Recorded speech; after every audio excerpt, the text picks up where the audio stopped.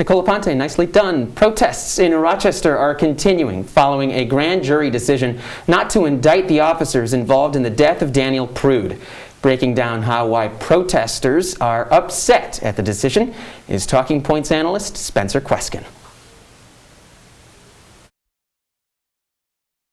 Thanks, guys.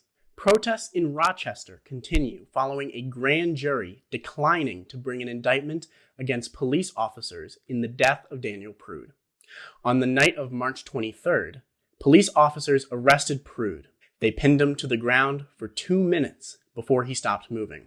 Paramedics revived Prude and he was taken to the hospital, where he died 7 days later.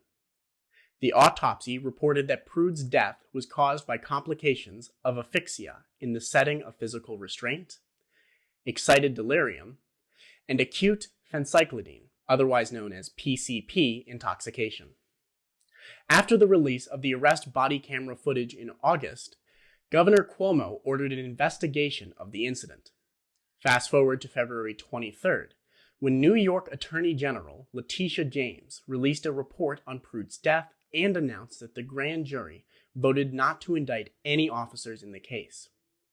She also recommended that officers be trained in recognizing delirium, the elimination of police response in mental health calls, de-escalation training for all police, new body camera release policies, and alternatives to spit socks.